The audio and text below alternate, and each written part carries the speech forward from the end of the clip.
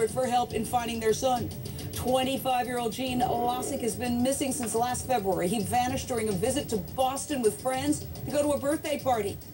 Losik and his girlfriend were staying at the Boston Marriott near Faneuil Hall. They'd been out with friends until 1 in the morning. His girlfriend went to bed. He decided to stay up. Now, the last anyone saw of this young man, Gene Losik, he was walking out of the back exit of the hotel at 2:30 in the morning. Where was he going?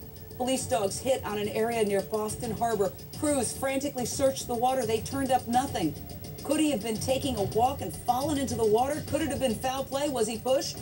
This young man was a college graduate who worked as an engineer at Raytheon in Andover, about 30 miles outside Boston. His family says none of this makes sense. He's a clean-cut kid. Straight out to my special guest, Gene's devastated, frantic parents, Vlad and Zana Losik. Thank you so much for joining us. I can't even imagine what you're going through. I want to start with Vlad. What has life been like for you and your wife these past 9 months since you learned your son had vanished in the dead of night, sir? It's horrible, Jane. Every day we're talking about him, we're constantly thinking about him. We can't imagine any normal activity without constantly including some thoughts about Eugene. We miss him terribly, and frankly, we don't know how to live our life until we get some kind of resolution. Now, Gene and his friends returned for this popular Boston night spot, Faneuil Hall, at about 1 in the morning, on the morning of February 21st, 2010. His girlfriend and some of the others went to bed. Gene headed out with another friend about 15 minutes later. His girlfriend says she woke up at 6 in the morning and was terrified. Gene wasn't there. She starts calling around. There have been no pings from his cell phone. His ATM card has not been used. Friends say he had only $20 on him and was not familiar with the area. So I have to ask Jana, why would your son go out in the dead of night in Boston in February with no coat? And I'm just saying this to try to help you find him, not to in any way cast aspersions. But he was at a party. Could he have been drinking? Could he have been maybe intoxicated? Well, we think that he was intoxicated, but not to the point that he would fall down and wouldn't know what he was doing. But unfortunately, we don't know why he went outside so late and by himself and without the coat. Unfortunately, we don't know today any more than we knew in the day when he disappeared.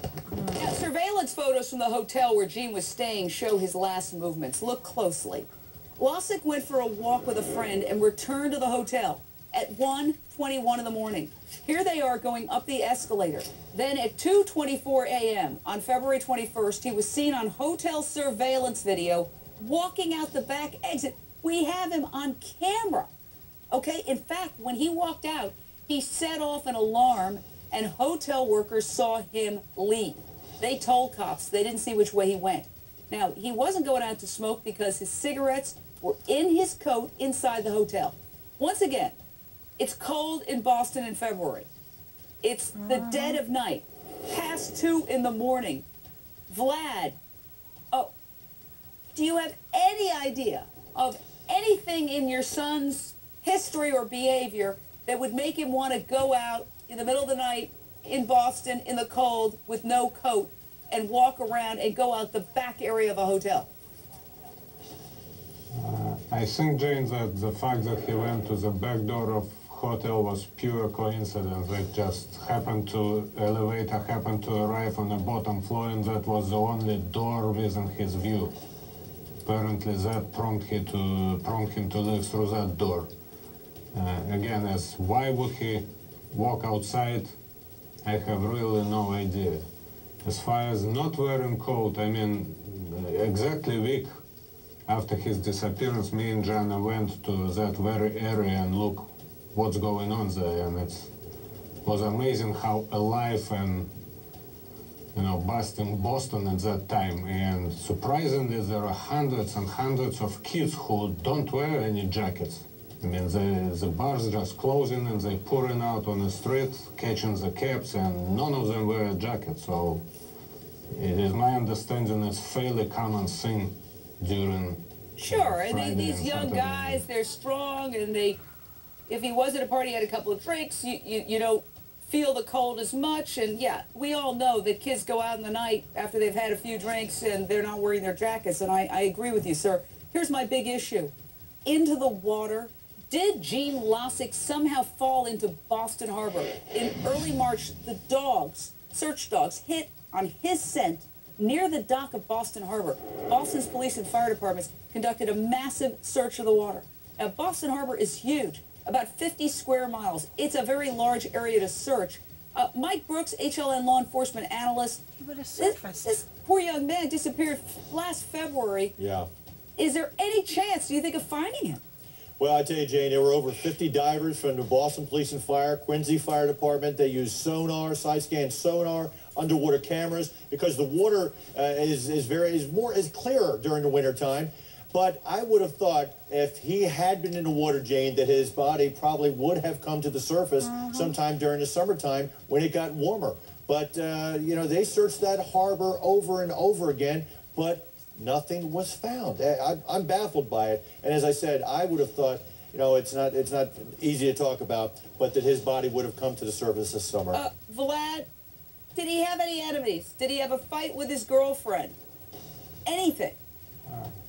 I think, as far as we know, they had a minor confrontation during this evening, but I don't think it was a big fight. I don't believe he was overly upset over it. And again, I think the fact that he walked outside through that particular door right to the waterfront was pure coincidence. So you're And giving he us some good clearly was information trying. there, because if he had a fight, let's just, deductive reasoning, you don't want to sit around in the same room with somebody you just had an argument with, so I'll go out and I'll walk around, and then maybe something happened to him untoward. So we're going to keep his face out there. We want you to come back. We're not going to let this turn into any kind of cold case. Our hearts go out to you, and we're going to stay on top of the story and try to find your son and find out what happened to him, okay? Thank you so Thank much. you so much. I'm so sorry. I could tell that you are suffering tremendously, and it breaks my heart. Well,